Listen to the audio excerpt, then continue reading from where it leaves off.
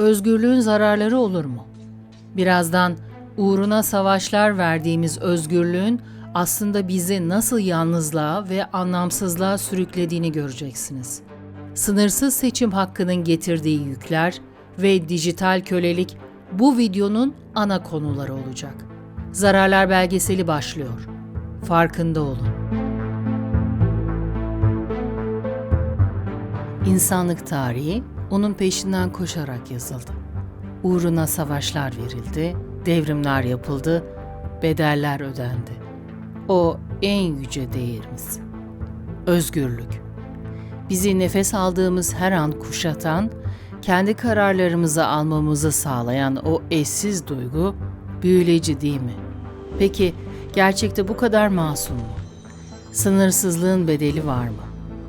Özgürlük bize kanat takıyor mu yoksa görünmez zincirlerle bağlıyor mu? Zararlar belgeseli serimizin bu sarsıcı bölümü, özgürlüğün zararlarında, bireysel ve toplumsal yaşamda nasıl beklenmedik sorunlara yol açabileceğini mercek altına alıyoruz. Hazır olun. Çünkü görecekleriniz özgürlüğün sadece bir ideal olmadığını, aynı zamanda insanlığı nasıl bir paradoksa sürükleyebileceğini gözler önüne serecek. Bireysel özgürlük, yalnızlığa ve anlamsızlığa nasıl yol açıyor? Sınırsız seçim hakkı bizi felç eden bir yük mü? Sosyal medya, özgürlük adı altında bizi nasıl manipüle ediyor ve kutuplaştırıyor? Hukukun ve düzenin zayıflaması, kaosa nasıl davetiye çıkarıyor? Ve en önemlisi, gerçek özgürlük nedir? Sorumluluktan uzak özgürlük aslında bir tuzak mı? Bu sadece bir analiz değil, bu bir sorgulama çağrısı. Özgürlüğün zararları başlıyor. Özgürlük, çağımızın en büyük vaadi. Kendi yolumuzu çizme, kendi kararlarımızı alma. Ancak bu sınırsız özgürlük, paradoksal bir biçimde bireyleri yalnızlığa ve anlamsızlığa sürükleyebiliyor. Modern toplumda artan bireysellik, toplumsal bağları zayıflatıyor. Herkes kendi yolunu seçerken, bir zamanlar bizi bir arada tutan aile, komşuluk, topluluk bağları çözülüyor. OECD raporlarına göre birçok ülkede genç yetişkinler arasında yalnızlık oranları hızla artıyor. Bu bir adada tek başına kalmak gibi. Etrafınızda denizler kadar imkan olsa da paylaşacak kimsenin olmaması. Sınırsız seçim özgürlüğü paradoksal bir biçimde bireyi felç edebilir. Psikolog Barry Schwartz'ın seçim paradoksu dediği gibi çok fazla seçenek karar verme sürecini zorlaştırır, anksiyeteyi arttırır ve sonuçta tatminsizliğe yol açar. Bir e-ticaret sitesinde binlerce ürün arasında kaybolmak gibi, ne kadar çok seçenek varsa doğru olanı bulmak o kadar zorlaşır ve sonunda hiçbir şey seçemez hale geliriz. Bu durum, bireyin kendi özgür iradesiyle verdiği kararlardan bile şüphe duymasına neden oluyor. Aşırı özgürlük, sorumluluktan kaçışı tetikleyebilir. Sınırsızlık, bireylerin kendi eylemlerinin sonuçlarıyla yüzleşmekten kaçınmasına yol açabilir. Bana dokunmayan yılan, bin yaşasın anlayışı, toplumsal sorunlara kayıtsız kalmayı meşrulaştırıyor. Bu durum, bireyin kendi hayatının direksiyonuna geçmek yerine sürüklenmesine ve sonuçta anlam arayışında boşluğa düşmesine neden olabilir.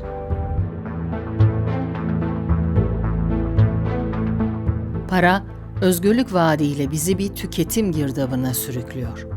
İstediğini al, istediğini yap sloganı, bizi kredi kartı borçları ve bitmek bilmeyen bir satın alma döngüsüne hapsediyor. Özgürlük bir metaya dönüşerek tüketim kültürü aracılığıyla bize satılıyor. Türkiye'de ortalama bir bireyin kredi kartı borcu son 5 yılda %150 arttı.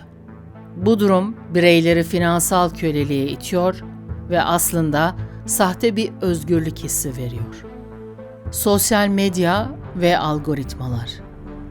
Özgürlük adı altında bizi manipüle eden yeni nesil zincirler.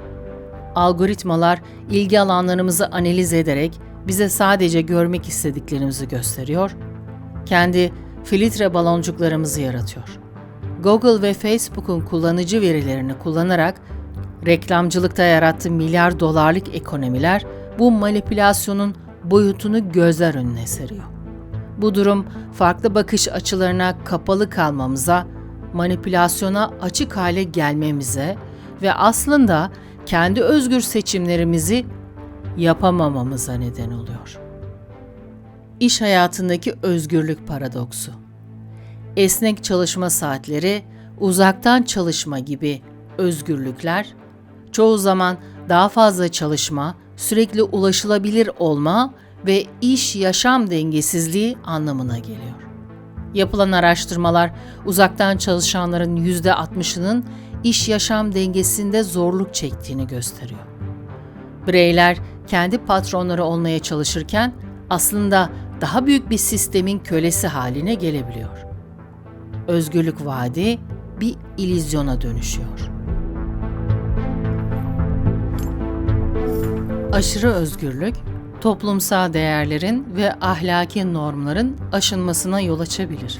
Her şey mübahtır anlayışı, etik sınırları bulanıklaştırır ve bireyin kendi çıkarlarını toplumun iyiliğinin önüne koymasına neden olabilir. Bu durum, toplumsal güveni zayıflatır ve ahlaki bir çöküşü tetikler. Transparency International'ın küresel yolsuzluk barometresi raporları, ahlaki değerlerdeki gerilemenin somut bir göstergesidir. Tıpkı bir geminin pusulasını kaybetmesi gibi, ahlaki relativizm de toplumu yönünü şaşırmasına neden olur. Sorumsuzluk ve ihmal. Özgürlüğün kötüye kullanılması, bireylerin kendi eylemlerinin toplumsal sonuçlarını göz ardı etmesine yol açabilir. Çevresel kirlilik, toplumsal eşitsizlikler.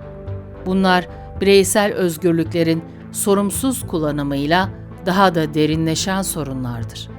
Dünya genelinde her yıl milyonlarca ton atık doğaya bırakılıyor. Bu durum bireysel sorumsuzluğun kolektif bedelidir. Bana ne anlayışı, kolektif sorumluluk duygusunu yok eder. Bağımlılıklar. Özgürlük, kişiyi kendi bağımlılıklarının esiri haline getirebilir. Alkol, uyuşturucu, kumar, teknoloji bağımlılığı. Sınırsız seçim özgürlüğü, bireyin kendini kontrol edememesine ve yıkıcı alışkanlıklar edinmesine zemin hazırlayabilir. Dünya Sağlık Örgütü verilerine göre, teknoloji bağımlılığı, özellikle gençler arasında hızla yayılan yeni bir salgın haline geldi. Bu bağımlılıklar, bireyin gerçek özgürlüğünü elinden alarak onu kısır bir döngüye hapseder. Özgürlük adı altında yapılan kontrolsüz sanayileşme ve sınırsız tüketim, gezegenimizin ekolojik dengesini geri dönülmez biçimde bozuyor. Doğal kaynakların aşırı sömürülmesi, ormanların yok olması, su kaynaklarının kirlenmesi. İnsanlık kısa vadeli ekonomik çıkarlar uğruna gezegenin akciğerlerini kesiyor, nehirlerini zehirliyor. Amazon yağmur ormanlarının son 50 yılda %17'si yok oldu. Bu durum sadece ekolojik dengeleri bozmakla kalmıyor. Aynı zamanda gelecek nesillerin yaşam hakkını da gasp ediyor. Sorumsuz endüstriyel faaliyetler. Özgür pazar ekonomisi adı altında birçok şirket çevresel düzenlemeleri hiçe sayarak doğayı kirletiyor. Fabrikaların bacalarından yükselen dumanlar, nehirleri ve denizleri kirleten atıklar. Hava kirliliği her yıl milyonlarca insanın erken ölümüne neden oluyor. Okyanuslar plastik atıklarla dolup taşıyor. 2050 yılına kadar denizlerde balıktan çok plastik olacağı tahmin ediliyor. Bu doğanın sessiz çığlığıdır, bedeli tüm insanlık tarafından ödenecektir. İklim değişikliği, bireysel ve toplumsal özgürlüklerin sorumsuz kullanımı küresel ısınmayı hızlandırıyor. Fosil yakıtların kontrolsüz kullanımı, sera gazı emisyonlarını arttırarak gezegenin ısınmasına neden oluyor. Küresel ısınma, seller, kuraklıklar, aşırı hava olayları gibi felaketleri tetikliyor. Son 20 yılda yaşanan doğal afetlerin sayısı %40 arttı. Bu durum sadece doğal afetlere yol açmakla kalmıyor. Aynı zamanda gıda güvenliğini tehdit ediyor, göç dalgalarını arttırıyor ve toplumsal çatışmaları körüklüyor. Özgürlüğün gölge yüzü, gezegenin geleceğini karartıyor. Dijital çağda kazanılan siber özgürlük, beraberinde yeni ve tehlikeli riskler getiriyor. Veri ihlalleri, siber saldırılar ve kişisel mahremiyetin ihlali. İnternetteki her tıklamamız, her beğenimiz bir veri parçasına dönüşüyor ve büyük şirketler tarafından kar elde etmek için kullanılıyor. Son yıllarda büyük veri ihlalleri milyonlarca insanın kişisel bilgilerini açığa çıkardı. Özgürlük, dijital dünyada yeni bir tehdit yüzüyle karşımıza çıkıyor. Dezenformasyon ve manipülasyon. İnternetteki sınırsız bilgi akışı, aynı zamanda yalan haberlerin ve manipülatif içeriklerin hızla yayılmasını kolaylaştırıyor. Özellikle siyasi kampanyalar ve ticari pazarlamalar bu durumu kendi çıkarları için kullanabiliyor. Bireyler farkında olmadan yanlış bilgilerle yönlendirilebiliyor, kendi gerçeklerini yaratabiliyor. Bu durum eleştirel düşünmeyi zayıflatıyor ve toplumsal kutuplaşmayı arttırıyor. Dijital bağımlılıklar. Akıllı telefonlar, sosyal medya, online oyunlar. Sanal dünyadaki sınırsız özgürlük milyonlarca insanı dijital bağımlılığa sürüklüyor. Bu bağımlılıklar akademik ve profesyonel başarıyı olumsuz etkiliyor ve ruhsal sağlığı tehdit ediyor. Türkiye'de gençlerin %40'ından fazlası dijital bağımlılık riski taşıyor. Özgürlük, bireyi kendi bağımlılıklarının esiri haline getirebilir.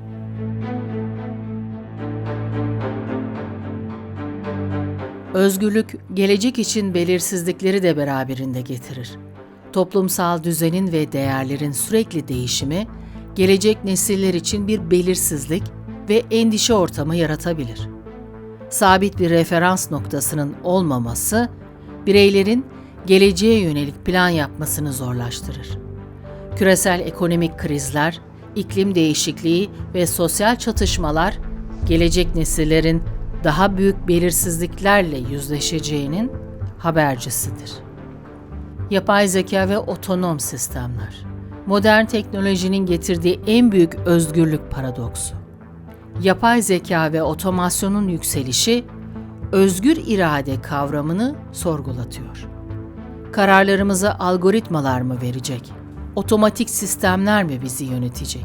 Bu durum, gelecekteki insanlığın kendi özgür iradesini ve özerkliğini koruyup koruyamayacağının sorusunu gündeme getiriyor.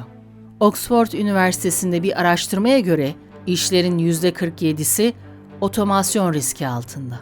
Toplumsal denetim ve gözetim. Terör ve güvenlik endişeleri, devletlerin ve büyük şirketlerin bireysel özgürlüklerini kısıtlayan gözetim sistemleri kurmasına zemin hazırlıyor. Güvenlik adı altında her hareketimiz izlenebiliyor, verilerimiz toplanabiliyor. Bu durum bireysel mahremiyeti tehdit ediyor ve büyük birader toplumlarına doğru bir sürüklenmeye neden olabilir. Özgürlük ve güvenlik arasındaki bu hassas denge, geleceğin en büyük sorularından biri olacak. Zararlar belgeseli serisinin bu bölümü olan özgürlüğün zararlarında en kutsal saydığımız bu kavramın bireysel ve toplumsal yaşamda nasıl beklenmedik sorunlara yol açabileceğini detaylarıyla inceledik. Yalnızlık ve anlamsızlıktan toplumsal kaosa, tüketim tuzağından ahlaki çöküşe, çevresel yıkımdan dijital köleliğe ve geleceğin belirsizliklerine kadar özgürlüğün paradoksal etkilerini gözler önüne serdik. Ancak unutmayalım ki özgürlük mutlak bir hak değildir ve toplumun genel iyiliğini gözetilerek sınırlandırılabilir. Gelecek bizim bugün attığımız adımlarla şekillenecek. Bu zararlardan ders çıkararak insanlığın gerçek potansiyelini gezegenle uyum içinde daha adil ve mutlu bir yaşam için kullanabiliriz. Özgürlüğün zararlarını anlamak, çözüm üretmenin ilk adımıdır. Bu sadece bir uyarı değil, aynı zamanda bir çağrıdır. Değişim sizinle başlar.